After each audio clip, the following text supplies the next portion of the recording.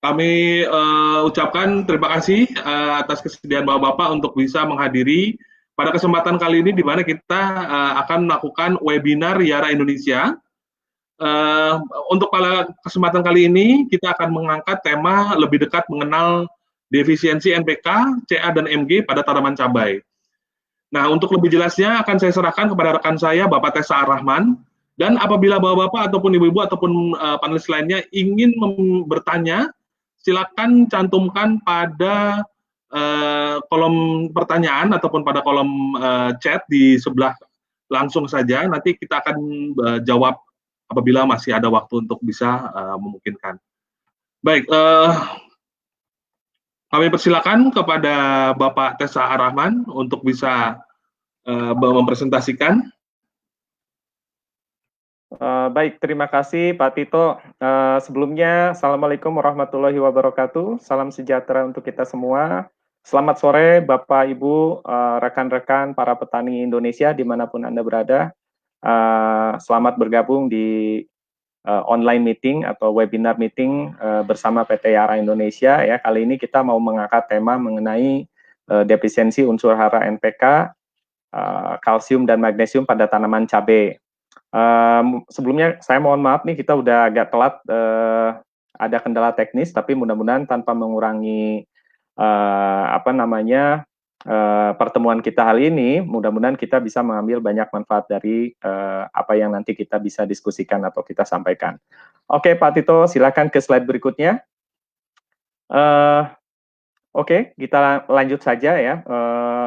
Bapak-bapak, rekan-rekan para petani sekalian, dimanapun Anda berada ya. Jika kita berkomunikasi dengan para petani ya, umumnya ada 3 pertanyaan utama ya yang sering disampaikan oleh bapak-bapak atau rekan-rekan sekalian ya. Yang pertanyaan ini sebetulnya adalah pertanyaan yang sangat-sangat umum ya.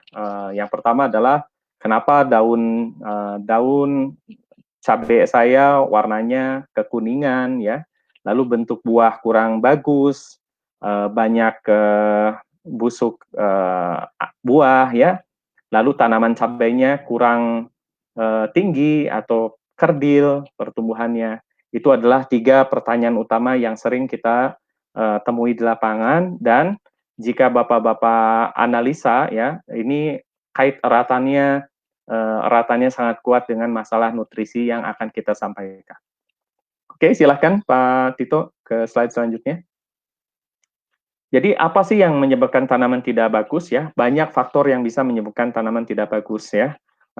Jika bapak-bapak telaah ya, jika merasa kalau manajemen pengelolaan cabai bapak-bapak dirasa sudah optimal, tetapi masih ada ya kendala seperti itu, yang tadi ya, kendala 3 yang tadi, bapak-bapak sebaiknya menelaah ke perihal mengenai unsur hara yang kemungkinan bisa menjadi penyebabnya ya. Oke, selanjutnya. Di dalam unsur hara, silakan ke slide selanjutnya Pak Tito. Di dalam pemupukan ya atau unsur hara itu sangat lazim ada istilah defisiensi atau kekurangan hara ya. Kekurangan hara itu adalah suatu kondisi di mana tanaman tidak bisa mengambil atau tidak bisa mendapatkan unsur hara baik itu yang primer maupun yang sekunder ya. Sekedar mengingatkan kembali bahwa unsur hara primer adalah nitrogen fosfat kalium atau NPK, dan makro sekunder adalah kalsium dan magnesium ya yang akan dibahas pada kesempatan ini. Oke, jadi salah satu kekurangan unsur hara itu akan menuju ya pada akhirnya adalah kehilangan panen dan kondisi tanaman yang tidak optimal. Yang pertama yang kita akan bahas adalah kekurangan unsur hara nitrogen atau defisiensi nitrogen, ya, di mana gejala utamanya itu akan timbul pada daun tua, ya, daun yang tua. Daun tua itu akan pertamanya akan menguning, ya, atau klorosis, kehilangan zat hijau daunnya. Lalu pada saat dia bertambah parah, ya, pada tahap yang lanjut, maka daun akan mengecil dan kemudian buah juga bisa ukurannya bisa menjadi kecil ya, itu tanda defisiensinya. Mungkin secara gamblangnya bisa lihat di slide berikutnya, Pak Tito. Ini adalah contoh kekurangan nitrogen di cabai ya. Daun menjadi warnanya kekuningan ya, dia menjadi muda ya. Awalnya di daun tua. Nah, kalau sudah tahap lanjut atau sudah parah, dia bisa menyebar ya ke atas ya. Nah, kenapa selalu ada di daun tua ya untuk unsur hara nitrogen ini? Karena nitrogen sifatnya mobile atau bergerak bebas di jaringan tanaman ya, sifatnya mobile. Jadi akan terlihat gejalanya di daun tua dulu. Lalu pertumbuhan pada akhirnya akan terhambat ya, pembungaan terhambat, pertumbuhan terhambat ya, karena secara fisiologis akan betul-betul terganggu. Oke, kita lanjut ke slide berikutnya. Jadi apa sih yang merupakan faktor yang bisa memperburuk kondisi kekurangan hara nitrogen ya? Kekurangan hara nitrogen ini bisa diperburuk oleh kondisi yang pertama adalah apabila kadar pH tanah bapak-bapak atau teman-teman sekalian itu terlalu asam atau terlalu basa ya. Kalau terlalu asam dan terlalu basa, bakteri tidak bisa secara optimal untuk mendaur ulang atau berpelan dalam proses daur nitrogen ya, sehingga tidak bisa dimanfaatkan oleh tanaman ya. Yang berikutnya adalah jenis tanahnya berpasir ya. Kalau tanahnya banyak mengandung pasir atau teksturnya banyak berpasirnya, itu pencucian sudah pasti tinggi. Jadi si unsur hara tidak bisa diikat oleh tanah. Dan selanjutnya adalah apabila bahan organik rendah ya. Bahan organik rendah ini sangat berpengaruh ya pada defisiensi unsur hara nitrogen. Bahan organik rendah artinya suplai gugus nitrogen itu menjadi rendah di dalam tanah. Nah, nitrogen defisiensi itu diperburuk juga oleh curah hujan yang tinggi, pengairan yang tinggi ya, irigasi yang tinggi. Nah, apabila bapak-bapak tadi saya sudah sampaikan ya di tanaman unsur hara nitrogen sangat mobile. Demikian pula di dalam tanah ini sangat bergerak bebas ya. Jadi pada saat curah hujan tinggi, pengairan tinggi, lalu jenis tanahnya berpasir, maka nitrogen mudah sekali tercuci ya. Lalu berikutnya adalah apabila kondisi ini akan buruk ya, semakin buruk apabila pupuk yang digunakan ya, pupuk kandang atau pupuk organik tidak matang ya. Tidak matang atau sulit terulai. Contoh misalkan banyak kandungan kayunya ya, ligninnya. Itu akan memperburuk ketersediaan unsur hara nitrogen dalam tanah ya. Lalu yang terakhir adalah bila mana dalam kondisi daerah tersebut banyak dibudidayakan tanaman yang umurnya pendek atau semusim ya, tanaman sayuran, tanaman-tanaman umur pendek lainnya ya, itu kebutuhan N-nya tinggi dan bisa terserap di musim itu ya. Oke, kita lanjut Pak Tito. Jadi yang harus kita ketahui adalah berikutnya, Pak Tito bisa ke slide selanjutnya.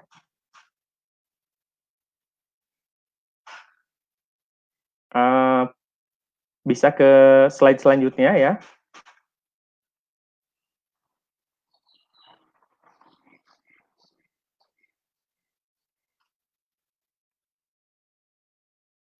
Oke, jadi apa sih sebetulnya fungsi? Oke, mohon maaf soal tadi ya. Sekarang kita lanjut ke unsur hara kedua ya.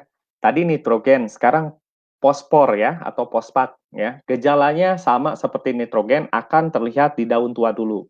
Jadi daun tua akan mengalami gangguan pada klorofil ya, zat hijau daunnya.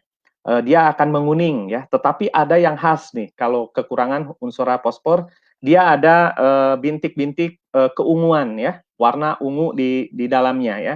Nah, kalau sudah lanjut, defisiensinya sudah pada tahap akhir, dia akan menyebabkan jaringannya mati ya, nekrotik. Jadi dari tepi daun. Nah, ini semua terlihatnya akan di daun tua dulu. Nah, selanjutnya defisiensi fosfat juga akan menuju pada pertumbuhan yang kerdil ya, akar tidak berkembang, pertumbuhan kerdil ya. Nah, seperti ini. Jika Bapak perhatikan ya, ada bintik-bintik gelap ungu ya di daun tua yang nantinya akan memudar tuh. Warna hijau daunnya memudar, lalu akan terbentuklah jaringan mati atau nekrotik ya.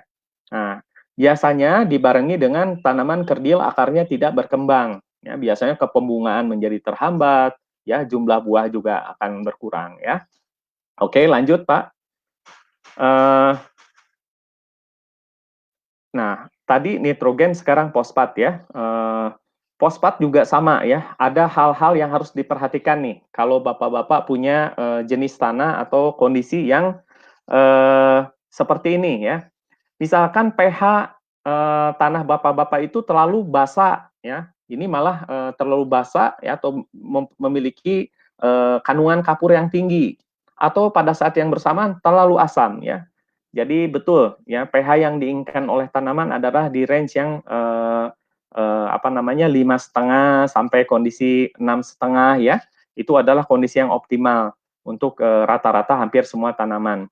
Nah, pH yang terlalu rendah ya atau asam itu akan membuat fosfat menjadi tidak tersedia karena dia akan diikat oleh besi dan aluminium ya. Jadi tidak akan tersedia. Nah, fosfat juga dia adalah unsur hara yang apabila kondisi tanah bapak-bapak itu dalam keadaan basah dan lembab ya, lembab, basah dan dingin, dia penyerapannya akan temperatur tanah ini berpengaruh nih ke penyerapan fosfat ya. Lalu kandungan bahan organik rendah, lalu dan perakaran yang kurang optimal ya. Biasanya perakaran yang kurang optimal ini akibat pengolahan tanah pada saat awal tanam itu kurang bagus ya.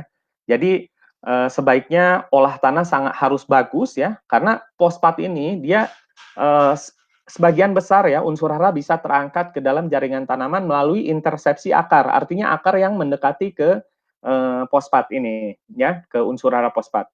Lalu berikutnya adalah faktor yang memperburuk kondisi defisiensi fosfat adalah apabila cadangan fosfat di dalam tanahnya rendah ya. Nah, tanaman cabai seperti halnya tanaman-tanaman yang lain, apabila meskipun ya di dalam tanah itu banyak P tersedianya, jika kita berikan P baru suplainya, itu tanamannya akan respon ya, karena umumnya tanaman dia selalu respon pada pemberian suplai fosfat baru. Yang harus diingat oleh kita ya selaku petani cabai, nah, kata kuncinya adalah tanaman Solanaceae ya itu membutuhkan di antara umur 30 ya 30-35, di bawah umur 30-35 dia membutuhkan fosfat yang mudah larut ya atau mudah diserap oleh akar. Nah, nanti fungsinya adalah supaya jumlah bunga meningkat, fruit set bagus dan lain sebagainya. Jadi untuk Solanaceae dia perlu fosfat yang water soluble fosfat ya. Oke, kita lanjut ke slide berikutnya. Jadi apa sih manfaatnya? Yang pertama tadi ya, membuat perakaran menjadi optimal ya. Karena fosfat dia adalah pensintesis ATP ya, ADP, dia pensintesis energi untuk tanaman ya. Nah, dia berperan juga dalam proses produksi transportasi gula, lemak dan protein. Tapi singkat ceritanya adalah mudahnya tanaman untuk tumbuh menjadi besar, tinggi, untuk mengeluarkan bunga, untuk mengeluarkan pucuk, ya itu butuh energi. Ya, tanaman untuk berkembang akarnya itu memerlukan energi dan energi ini dari fosfat. Ya, jadi itu kenapa apabila fosfatnya cukup ya, pada saat critical time-nya nih atau waktu kritisnya itu dia akan pertumbuhan akan sangat optimal ya, jumlah bunga bisa meningkat, lalu fruit set misalkan di tomat itu akan bagus ya, untuk kentang mungkin diinisiasi umbi akan bagus ya, itu dia manfaat fosfat yang larut ya. Oke, lanjut Pak. Lalu kita lihat ya, bagaimana sih sekarang kita beralih ke kalium ya, tadi nitrogen, fosfat. Kalium adalah unsur hara makro ketiga ya yang sangat dibutuhkan ya banyak oleh tanaman ya, hampir semua tanaman ya itu membutuhkan unsur hara kalium itu lebih tinggi daripada unsur-unsur yang lainnya ya. Jadi kalau kalium kekurangan ya karena dia sama sifatnya mobile atau dia bergerak di dalam jaringan tanaman, maka yang akan terlihat pertama dia adalah di daun tua ya. Pada saat gejalanya belum parah ya, dia akan menunjukkan gejala seperti ada titik-titik putih ya pada tepian dan cekungan daun di area pembuluh daun atau di antara urat-urat daun ya. Nah, kalau sudah lanjut ya ke defisiensinya, itu akan apa namanya, menjadi kering ya, seperti terbakar pada tepian daun ya, ujung daun, seperti terbakar atau nekrotik ya. Nanti kalau sudah lanjut lagi ya defisiensinya, ya defisiensi itu seperti kita ketahui itu bertahap ya, tidak langsung ya, makanya harus hati-hati ya, karena defisiensi ini harus segera ditanggulangi. Kalau tidak nih, contoh di kalium dia bisa rontok daun tuanya nih. Kalau daun tua rontok sebelum waktunya, maka pembuahan tidak akan optimal ya. Oke, kita lanjut Pak Tito. Kita lanjut ke slide berikutnya. Ini kita bisa lihat ya, yang di tengah ini adalah ini gejala awalnya nih. Gejala awalnya dia pertama hijau daunnya memudar ya, atau yang kita lazimnya disebut klorosis ya, kehilangan jati hijau daunnya. Lalu dia nanti akan secara bertahap dia akan mengering ya, seperti terbakar tuh yang sebelah kiri. Itu disebut nekrotik ya. Jadi terbakar pada tepian daun. Nah, apa namanya? Nanti setelah lanjut defisiensinya ya, nah kalau misalkan orang itu harus sudah masuk ke ICU ya, berarti itu dia biasanya memberi tanda ada rontok ya, itu sudah tahap yang mengkhawatirkan ya, harus segera ditanggulangi. Nah, oke, kita lanjut. Ini adalah gejala kekurangan kalium ya, dan hati-hati nih, kalau tadi sudah ada gejala defisiensi seperti tadi, cek kondisi-kondisi di bawah ini ya, di tanah bapak-bapak. Yang pertama pH, Pak. Nah, pH-nya kalau kondisi tanah yang defisiensi kalium itu dia tidak mau terlalu asam, karena pH yang asam membuat ketersediaan unsur hara kalium menjadi rendah ya. Dia akan bereaksi dengan ion-ion lain dalam tanah menjadi tidak bisa diserap oleh akar ya, ada persenyawaan lain. Lalu jenis tanah berpasir ya.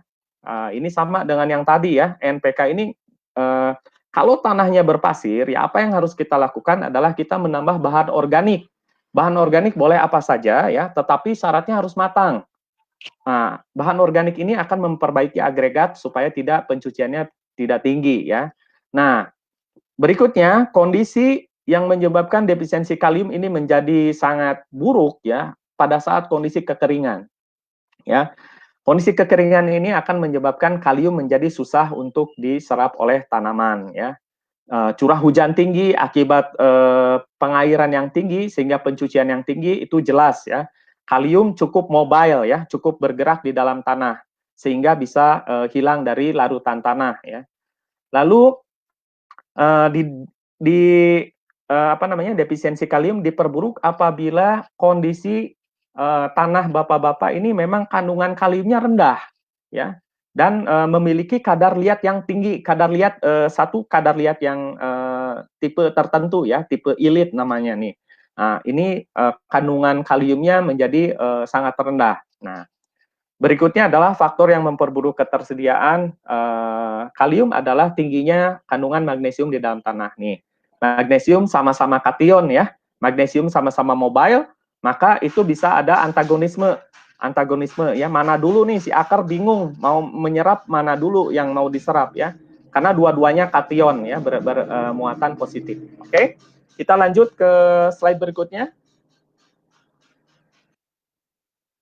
Oke, kita lanjut ke slide berikutnya, Pak Tito.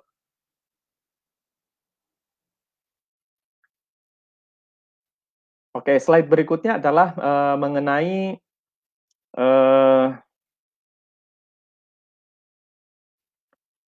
jadi defisiensi manfaat dari unsur hara kalium ya. Manfaat unsur hara kalium itu apa ya? Yang pertama adalah dia kalium berperan di dalam pembuahan ya, terutama di dalam membentuk atau menghasilkan buah yang bobotnya bagus, bentuknya bagus, pewarnaannya bagus ya. Lalu size-nya ya dari buah itu menjadi optimal. Nah, ini tidak aneh ya, karena kalium adalah unsur hara yang tertinggi berada di dalam buah ya. Kandungan kalium kalau diekstrak nih, itu kalium tuh tinggi di buah ya. Beda dengan kalsium. Kalau kalsium nanti kita cerita akumulasinya ada di daun ya. Manfaat kalium adalah untuk membuat tanaman lebih sehat ya. Tanaman dia kalau kaliumnya cukup, tanaman itu akan menjadi sehat ya. Sehat dalam artian adalah dia tidak mudah terserang infeksi penyakit. Ya, yang pertama itu, yang kedua dia akan turgornya bagus, pikurnya bagus karena kalium mengatur mekanisme air ya di dalam jaringan tanaman. Lalu yang terakhir adalah tentu saja kualitas serta hasil panen yang optimal ya di buah. Oke, kita lanjut, Pak Tito. Oke, teman-teman kalau ada pertanyaan silahkan ditulis di apa namanya di kolom komen ya, komen. Boleh di kolom komen apa saja yang kira-kira menjadi apa namanya pertanyaan Bapak Ibu sekalian, silahkan ya. Oke, kita lanjut nih ke defisiensi unsur hara kalsium. Unsur hara kalsium ini adalah cukup berbeda dengan 3 unsur hara yang tadi kita ceritakan di awal ya. Unsur hara kalsium adalah unsur hara yang tidak mobile, yang tidak bergerak di dalam, lambat bergerak di dalam tanah dan di dalam tanaman. Jadi, defisiensi atau kekurangan hara kalsium itu akan pertama kali terlihat di pucuk ya, di daun muda ya. Daun muda dia pertamanya nanti akan menguning ya, menguning tapi bukan dari tepian daun tapi dari arah belakang nih. Biasanya seperti itu. Lalu klorosis ya, itu disebutnya klorosis. Lalu kemungkinan ya bentuk buah akan terganggu ya, bentuk buahnya menjadi tidak optimal nih. Lalu yang terakhir adanya blossom end rot atau busuk ujung buah ya, teman-teman. Ini mohon diingat ya, ini bukan gejala penyakit ya. Blossom end rot itu adalah gejala kekurangan kalsium ya. Oke. Lalu kita lihat ya, seperti ini contohnya ya di dalam fotonya ya. Nah, jadi yang pertama kali terlihat itu akan di daun ya, di daun muda ya. Lalu pemberian pemberian unsur hara kalsium ya itu harus berkala ya, sedikit-sedikit tetapi terus menerus ya, karena sifatnya imobil dan dia sangat dipengaruhi oleh transpirasi atau sinar matahari yang ada pada saat itu. Jadi semakin terik ya, ada sinar matahari maka distribusi kalsium di dalam jaringan taman menjadi lebih optimal ya.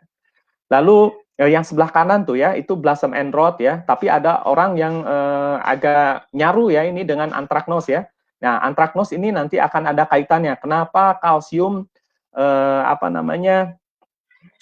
kalsium itu bisa sangat optimal ya? Nanti kita lihat. Oke, Pak Tito bisa ke slide selanjutnya. Oke, teman-teman, saya lihat banyak pertanyaan ya di kolom pertanyaan. Silahkan, Anda ada masukan, saran atau apapun, silahkan masukkan. Kita akan coba untuk respon nanti ya di akhir presentasi ini. Oke, kita lanjut. Jadi defisiensi unsur hara kalsium itu diperburuk oleh kondisi-kondisi berikut. Yang pertama jelas ya, pH tanah kalau terlalu asam, kalsium ini akan tidak tersedia ya. Kalsium ini dengan pH asam ini seperti air dan api ya. Kalsium sifatnya basa ya, dan tanah yang asam itu jelas dia akan menjadi tidak tersedia ya. Unsur kalsium tidak akan tersedia pada kondisi yang terlalu asam. Jenis tanah berpasir, pencuciannya akan tinggi. Kondisi kekeringan, demikian halnya ya, kondisi kekeringan.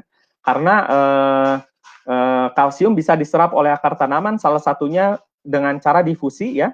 Jadi dia diserap oleh akar tanaman pada turgor pada air ya. Dia mengikuti aliran air. Nah, buah yang besar bisa menyebabkan kondisinya jadi lebih buruk kalsiumnya. Nah, karena apa? Karena untuk mematangkan buah ya ada sejumlah kalsium yang harus ada di dalam buah. Jadi kematangan buah itu ada rasionya ya, antara magnesium, kalium dan kalsium. Itu semua kation. Nah, itu kenapa pada nanti kalau buah cabenya itu kelebihan nitrogen dan kalium, biasanya kalsiumnya menjadi lebih buruk ya, lebih buruk ketersediaannya karena ada antagonisme di dalamnya. Nah, nitrogen di sini saya lebih spesifik adalah amonium ya, dia sama-sama kation atau N-nya tinggi ya, N-nya amoniumnya kation yang ringan, jadi diserap oleh tanah duluan ya, oleh akar dahulu. Lalu tanah gambut dan tanah asam jelas ya, itu akan memperburuk kondisi ketersediaan kalsium. Ketersediaan kation-kation lain ya, seperti aluminium, natrium ya, terutama natrium, itu memperburuk juga kondisi kalsium ya. Nah,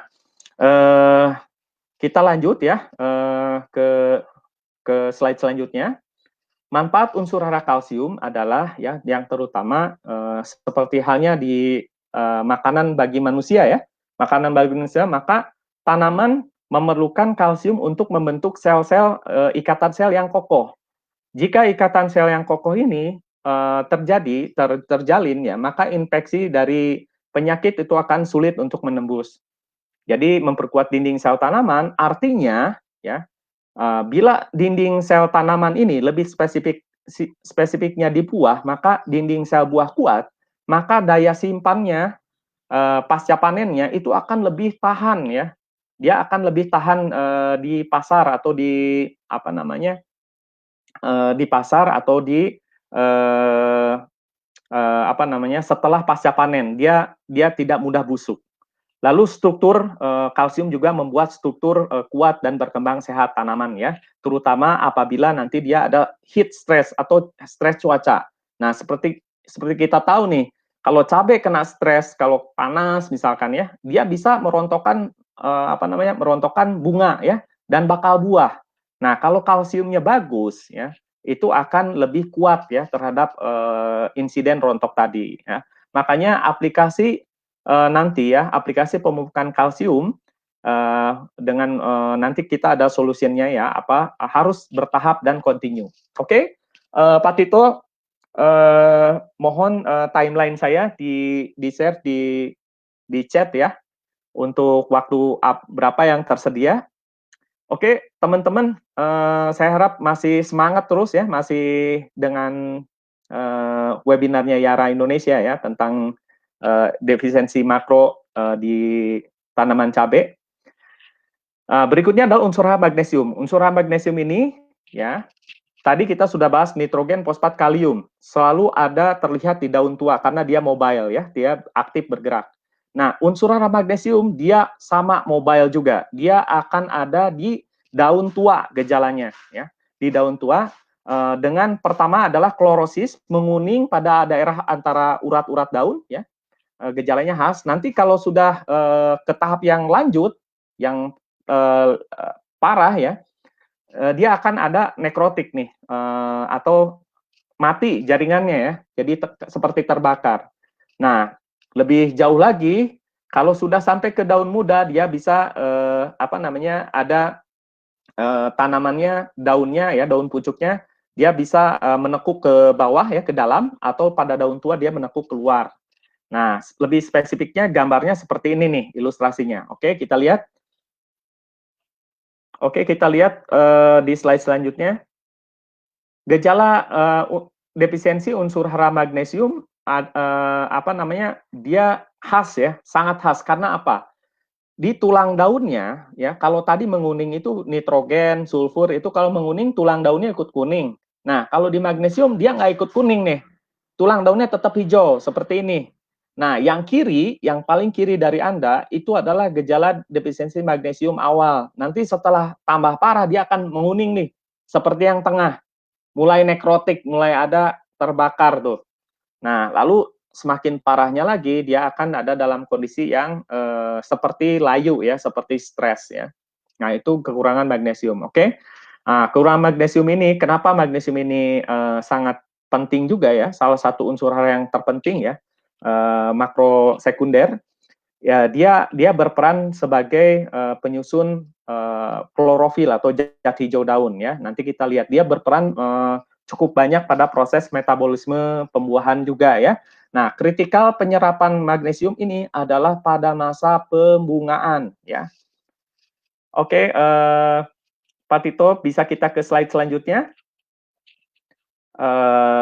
Saya kehilangan gambar Anda. Oke, mohon maaf teman-teman, saya kehilangan gambar di sana. Oke ya, kita bisa.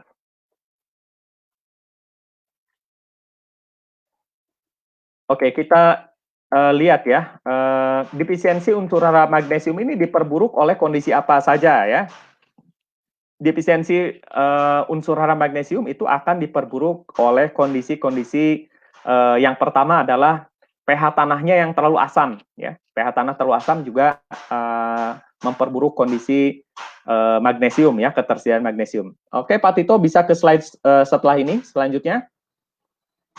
Lalu kandungan tanah Anda atau kandungan tanahnya pasirnya tinggi ya, teksturnya berpasir sehingga menyebabkan pencucian tinggi ya. Pencucian tinggi ini jelas tidak kita inginkan ya, karena apa namanya, menjadi boros pupuk ya, Anda harus mengeluarkan biaya ekstra ya. Nah, upaya untuk menanggulangi pencucian ini adalah tadi ya, tambahkan bahan organik ya, bahan organik atau pupuk kandang, tapi syaratnya harus matang ya, teman-teman sekalian ya, harus matang. Lalu pemakaian mulsa juga mengurangi pencucian ya. Oke. Lalu magnesium ini mirip seperti unsur hara fosfat ya. Dia memerlukan kondisi pada saat kondisinya tanahnya dingin atau basah, penyerapannya menjadi terhambat ya. Penyerapan menjadi terhambat, akibatnya apa namanya, kurang optimal ya. Nah, lalu berikutnya adalah kondisi kekurangan hara magnesium ini diperburuk apabila kita terlalu banyak memberikan pupuk kalium ya. Pupuk kalium contohnya apa saja ya? KCl, ZK, KNO ya, yang tinggi kaliumnya. Nah, itu bisa memperburuk ketersediaan magnesium ya, karena sama-sama kation ya. Oke, lalu di tanah tersebut terakhir adalah di tanah tersebut terlalu memang tinggi kandungan kaliumnya ya. Apa yang bisa kita lakukan adalah Anda mulai untuk melihat formula pupuk yang Anda beli ya.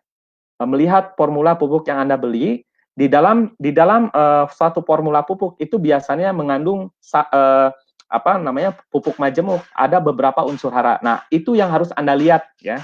Di situ ada rasio-rasio tertentu.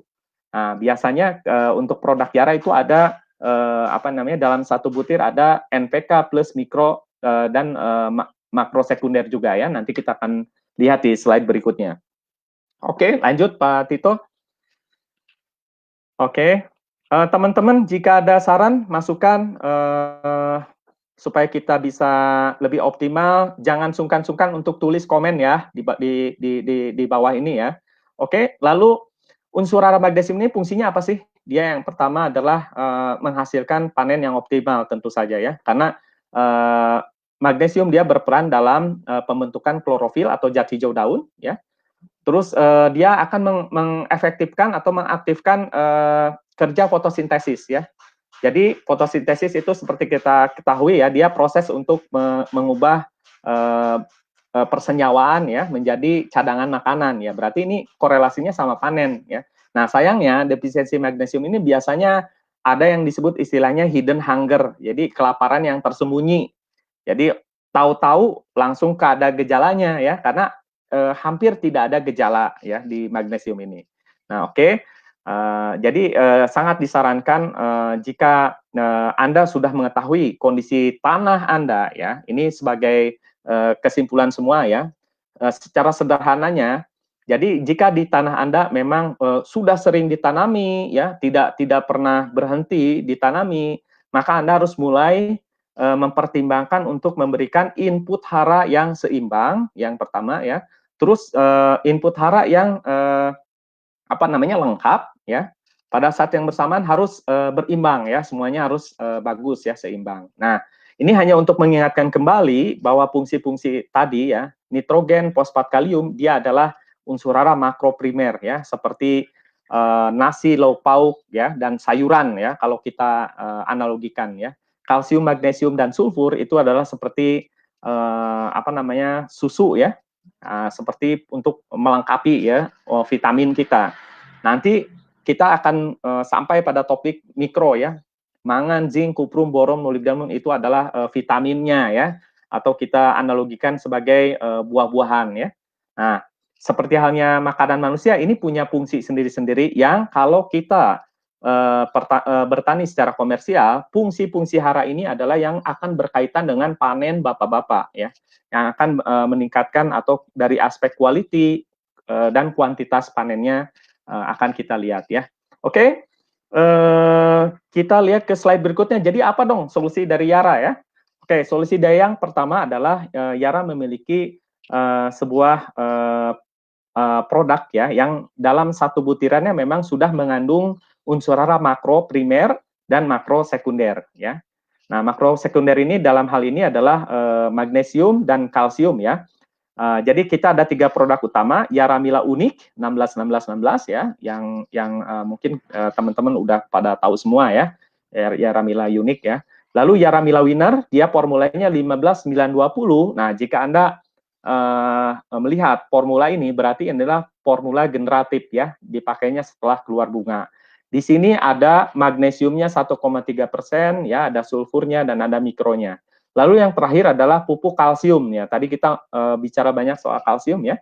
Tropicot adalah pupuk kalsium ya. Kalsium itu hati-hati. Nah, Anda harus membeli produk kalsium yang larut ya, yang water soluble kalsium ya, bukan kalsium yang lambat larut atau kalsium yang sulit larut, karena kita bicara tanaman cabai adalah tanaman yang umurnya pendek ya, tanaman semusim. Oke, kita lanjut. Jadi bagaimana nih konsep pemupukannya ya, supaya memastikan kita berkecukupan ya, berkecukupan untuk memberikan unsur hara yang optimal.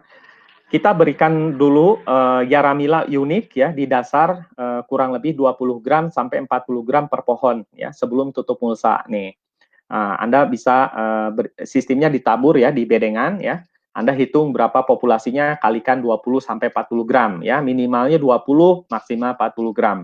Lalu 7 hari atau 10 hari sekali aplikasikan Yaramila unik 16-16 ya, 5 kilo per drum 200 liter. Lalu dikocor 200 mili ya, 200 cc per pohon ya, per lubang mulsa ya. Lakukan 7 hari sampai 10 hari sekali ya. Kalau 14 hari boleh nggak? Tidak boleh Pak, terlalu lama ya. Karena dilarutkan berarti kita konsentrasinya rendah ya. Maka harus continue. Nah, kenapa kita berikan formula yang 16-16 dulu ya? Di dalam 16-16 ini ada namanya fitur 3 bentuk fosfat yang water soluble ya, untuk memastikan energi untuk tumbuh maksimal cukup, pembungaan optimal dan ke akar juga optimal. Jadi targetnya adalah bagaimana sih pertumbuhan cabai bapak-bapak rata ya, karena biasanya ada juga tuh yang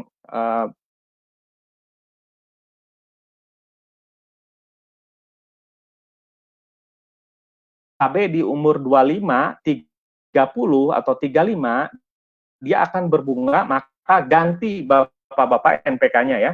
Ganti pakai Yaramila Winner ya yang formula 15920 plus Yaraliva Tropicot ya. Dosisnya berapa? 4 kilo 2 kilo. 4 kilo Yaramila Winner, 2 kilo Yaraliva Tropicot. Masukkan ke dalam 200 liter air dan kocor, masukkan per lubang mulsa atau per tanaman 200 cc ya. Oke, 200 cc ini kemana? Ke lubang mulsa atau ke lubang sebelahnya? Boleh, Pak. Boleh di lubang tanamnya, boleh di lubang sebelahnya. Jika tanamannya sudah besar ya, dan memang memungkinkan ada lubang tambahan, kocorkan di sana karena akarnya pasti sudah menyebar ya. Lalu di umur 60, 70, 80 dosisnya harus naik ya. NPK-nya Yaramila Winner-nya 6 kilo, lalu 2 kilo adalah Yaraliva Tropicot ya. Jadi total 8 kilo per drum, berikan sama dosisnya 200 cc per pohon, intervalnya 7 hari sampai 10 hari sekali ya. Oke. Lalu di pengecoran ke umur 90, 100, 110 dan 120 dosisnya sama ya.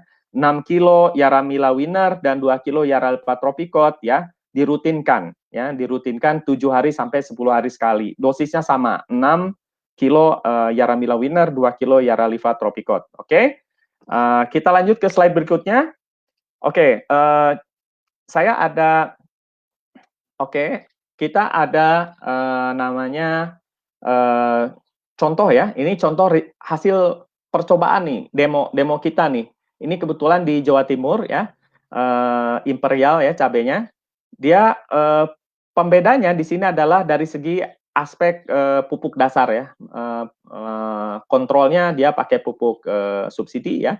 Lalu ini pupuk susulannya sama ya. Tapi ada perbedaan nih, perbedaan panen ya, perbedaan hasil panen.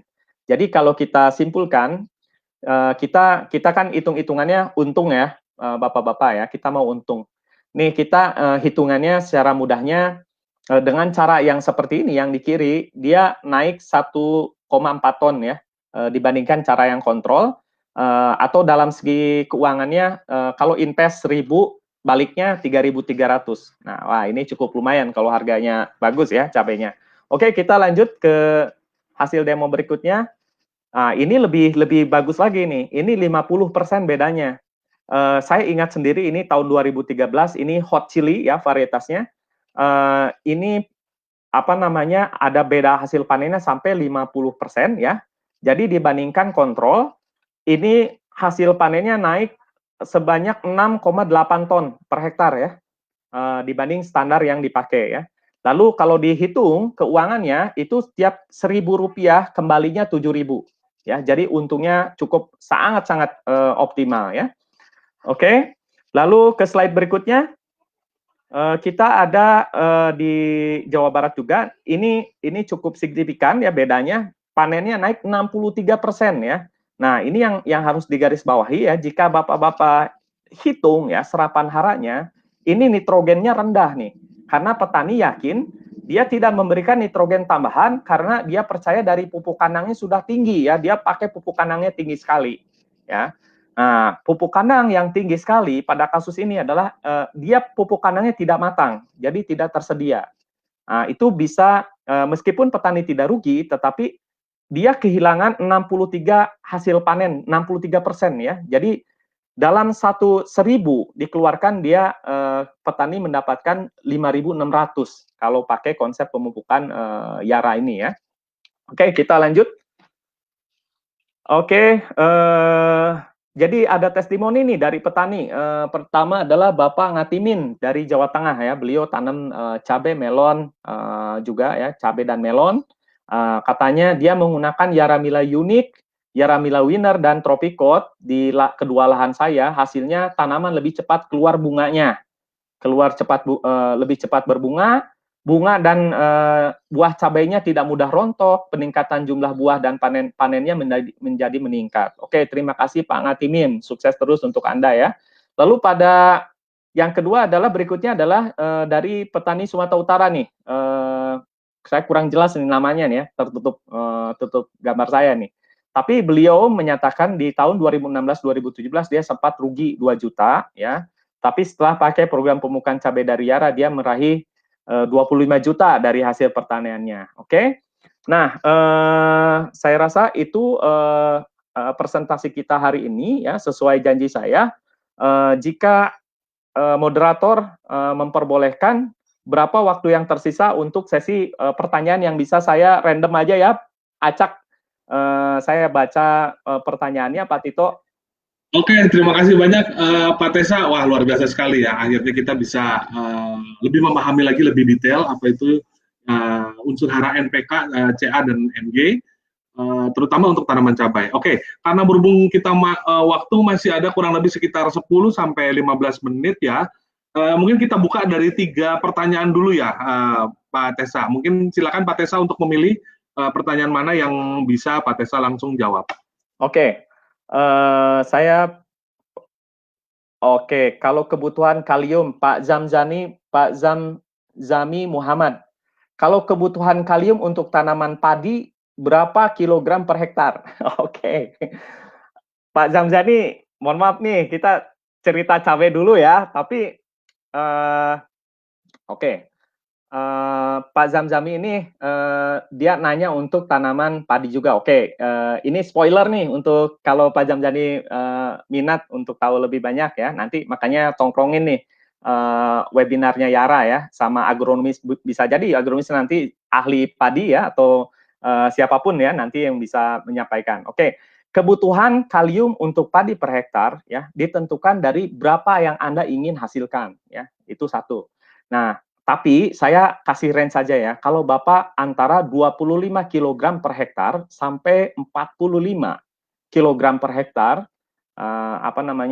kalium ya, bukan produk ya. K2O itu sudah cukup optimal ya. Nah, yang harus Anda perhatikan Pak Jamjani adalah berapa input nitrogen supaya berimbang ya pemupukannya ya. Jadi antara tadi jawabannya untuk tanaman padi ya 25 kg K2O sampai 45 ya, antara itu ya. Biasanya hasilnya ya itu antara 6 sampai 6,5 ton ya per hektar. Kalau pakai Ciherang, IR atau Mekongga ya. Oke. Wah, kalau yang ini oke, Pak Ricardo Raja Gukuk. Wah, kalau ini udah kaliber nih. Ini pertanyaannya ini saya skip dulu nih, Pak Ricardo ini. Oke, Idang Sanggabuana. Kalau cabai awalnya timbul bintik-bintik hitam seperti gosong, terus gak lama langsung busuk. Oke. Pak Idang, pertanyaan Anda saya harus simpan dulu ya, karena cabainya bintik hitamnya di mana nih? Di daun atau di buah ya? Nah, bintik-bintik hitam di buah ya, ini Anda perhatikan kalau nanti itu ada lubang atau apa itu bisa lalat buah juga ya. Jika bintik hitamnya di buah ya, oke. Pak Ricardo, oke, saya tahu Ini beliau. salah satu yang menarik ini, Pak Tesa. Ya, Dari Pak Ricardo ini ya, untuk cabai sumber N terbaik itu antara urea, ZA, atau ammonium klorida. oke. Oke, yang Pak Ricardo saya jawab ya yang ini ya. Oke, sumber N terbaik ya. Jika kita melihat ya dalam aspek murah ya. Murah tentu saja urea kan tinggi kandungannya 46% ya. Ya. Oke. Tapi kalau saya lihat sumber nitrogen terbaik dalam 3 pilihan ini ya, bagi saya tidak ada tiga-tiganya Pak Tito ya. Bagi saya yang terbaik adalah N dalam bentuk amonium nitrat ya. Amonium nitrat itu N yang disebut mahal tidak, murah juga tidak ya. Karena bukan subsidi pastinya ya. Amonium nitrat itu bisa jadikan bahan bom tuh. Nah, makanya kalau urea ya kelemahannya dia tinggi kandungan N-nya. Tapi kalau urea yang generik ya, contohnya ya, dia mudah volatil. Terus urea perlu volatil ya, ada penguapan. Dia perlu beberapa tahap proses ya untuk bisa diserap.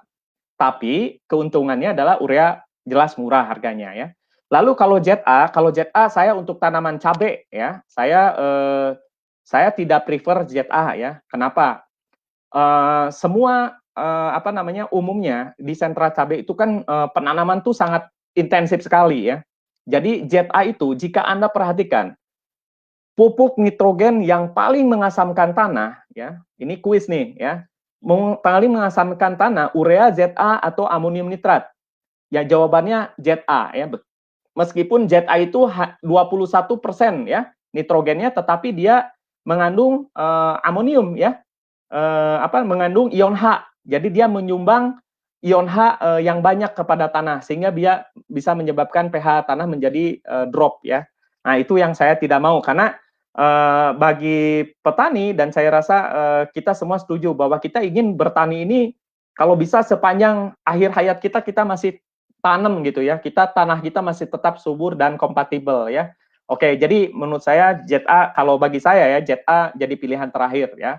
Kecuali ya kalau untuk tanaman-tanaman tertentu yang perlu sulfur misalkan ya. Itu saya tidak menutup. Jadi saya bisa juga pakai ZA. Tapi untuk cabai, saya lebih memilih amonium nitrat ya. Kalau amonium klorida, saya juga tidak familiar ya. Oke, lalu Menarik boleh ini, di-share slide-nya Pak? Oke, nanti kita bisa dalam bentuk padat yang disemprotkan apakah efektif dari Pak Madzandun Barata? Aplikasi CA dalam bentuk padat yang disemprotkan apakah efektif? Oke, saya harus klarifikasi dulu Pak Tito. Dalam bentuk padat ini ya, dalam bentuk apa dulu gitu ya. Karena gini, pada intinya Pak Tito, kalau kalsium yang untuk disemprotkan itu harus kalsium yang larut air, ya. Contoh begini Pak Tito, kalau kalsium karbonat ya atau kaptan atau dolomit ya, dan tragisnya ya, yang banyak di lapangan kita temukan kalau yang pakai dus tuh ya, biasanya didusin harganya 15.000 sampai 20.000 tuh ya, didusin bentuknya halus ya, itu suka disemprot sama petani. Itu dari kaptan Pak. Itu dari kalsium karbonat, itu lebih baik dihindari karena kelarutannya rendah. Kelarutannya hampir dia memerlukan 1 kilo ya bahan itu hanya bisa larut dalam 66.000 liter air. Jadi pilihnya adalah untuk disemprotan adalah kalsium nitrat yang 100% larut air ya. Oke, jadi untuk disemprotkan harus pilih, kuncinya adalah bukan yang bentuknya padat, Pak, tapi larut atau tidaknya ya untuk disemprotkan. Nah, kalau terkait aplikasi di cabai ini ya, Anda dahulukan sistem kocor dengan Yara Lipat Tropicot dulu ya, karena aplikasi semprotan itu tidak serta-merta dibutuhkan. Ada kondisi-kondisi tertentu baru dibutuhkan ya. Sayang uang Anda ya. Kalau melalui kocoran saja sudah cukup ya. Jika cuacanya memungkinkan, itu justru lebih dari cukup asal Anda berikan rutin. Hanya 2 kilo Pak per drum 200 liter. Itu sangat-sangat murah ya, daripada Anda semprot lagi, tenaga kerja lagi. Kecuali nanti ada kondisi-kondisi tertentu yang Anda harus menyemprotkan dari atas ya. Biasanya dalam kondisi, oke, aku buka ini ya. Ini kalau kondisinya pancaroba ke arah ke kering misalkan ya. Bagusnya sekalian dikocor, sekalian disemprot ya, pakai kalsium yang larut air. Oke, itu dia 3 ya. Oke, Pak Tito, kita masih punya waktu. Masih punya waktu untuk menjawab 2 pertanyaan lagi mungkin ya. Silakan Pak Tesa, mungkin ada yang ingin diklarifikasi dari pertanyaannya. Oke, teman-teman, di sini ada beberapa, jadi ahli-ahli kita ya juga hadir di sini di event ini. Jadi Anda boleh kalau Anda tahu jawabannya, teman-teman agronomis, silahkan bantu saya ya, karena waktunya tidak akan cukup. Bantu untuk menjawab di kolom chat ya. Oke, saya dari Pak Paryadi. Oke. Saya mau coba sedikit untuk yang pertanyaan dari Pak Tumbur Raja Gugu. Pak, kita nanya nih, mana yang lebih bagus, kita pakai Tropicot atau Calcinit? Nah, mungkin bisa sedikit penjelasan nih dari Pak Tesa. Oke. Begini Pak, untuk Tropicot dengan Calcinit secara kandungan sama, dia kalsium nitrat. Yang membedakan adalah Calcinit dia 100% larut sempurna, karena Calcinit ini tujuannya adalah untuk vertigasi atau hidroponik. Jadi pada saat kesempatan tertentu Bapak boleh semprotkan ya. Calcinit ini harganya hampir 2 kali lipat Tropicot. Kalau Bapak tanamnya luas, kalau saya ya lebih pakai yang murah tapi efektif. Jadi maksud saya lebih memilih Tropicot ya kalau untuk diaplikasikan ya untuk sistem kocor. Nah, pada saat waktu tertentu bila mana Anda membutuhkan untuk disemprotkan, Anda pakai Calcinit disemprotkan ya. Itu pilihan yang paling bijaksana ya. Kalau kocor mah selama tabur kocor jangan pakai Calcinit Pak, terlalu mewah ya. Memang dua-duanya punya kelebihan ya. Tropicot itu diciptakan untuk aplikasi open field, jadi untuk di kebun seperti kebun kita nih yang kebun terbuka. Tapi kalau Calcinit diciptakan untuk kondisi yang harus menuntut larut sempurna, misalkan lewat dripper, lewat NFT, hidroponik, semprot, Bapak boleh ya. Nah, tapi untuk semprot itu ada beberapa kondisi tertentu ya. Contoh, dia tidak boleh disemprot bareng dengan pestisida yang sifatnya asam kuat ya. Lalu dengan logam berat seperti pestisida tembaga, lalu jangan dicampur dengan magnesium sulfat ya, Mag-S tuh ya, produk magnesium sulfat yang mengandung fosfat tinggi seperti MKP ya, MAP lebih baik dipisah ya. Jadi kalsium nitrat itu bisa sangat efektif bila mana aplikasinya tepat ya, Pak Tito. Oke. Oke, mungkin sementara itu dulu ya, Pak Tesa, mengingat waktu juga ini, kayaknya kita sudah hampir mencapai di akhir dari perjumpaan kita. Tapi mungkin nanti untuk pertanyaan-pertanyaan yang belum terjawab, kita akan coba catat dan kita akan coba dijawab melalui inbox-nya langsung ya mungkin ya Pak Tesa ya. Baik Pak, ya. Jadi pertanyaan yang belum terjawab akan kita balas melalui inbox ya, atau melalui komen ini juga ya. Nanti bisa kita ada agronomis yang support ya untuk teman-teman bisa baca di komen ini. Nah, yang paling penting nantikan ya sesi online kita ya berikutnya ya. Jika teman-teman punya saran apa sih tema yang menarik ya, yang lagi in. Mohon berikan saran ke kita ya, Pak Tito, setuju nggak? Betul, Pak Tesa. Nanti kita akan coba buka di posting kita yang berikutnya di Yara Indonesia, di halaman Yara Indonesia. Kita akan mungkin sedikit bisa dibilang semacam voting mungkin ya, Pak Tesa. Kira-kira materi apa yang menurut Bapak-Bapak ataupun Ibu-Ibu sekalian sebagai pendengar ini, apa yang ingin diketahui dari PT Yara Indonesia. Mungkin itu dulu, Tessa. Terima kasih banyak atas kehadirannya untuk Bapak Ibu sekalian. Semoga tetap sukses selalu, terutama satu lagi Mbak Tessa, jangan lupa tetap tinggal di rumah ya sampai dengan wabah. Iya, stay at home, stay safe, salam pertanian ya. Tetap semangat. Mbak Tessa. Terima kasih banyak Pak Tessa. Bapak sekalian, Assalamualaikum warahmatullahi wabarakatuh. Waalaikumsalam warahmatullahi wabarakatuh.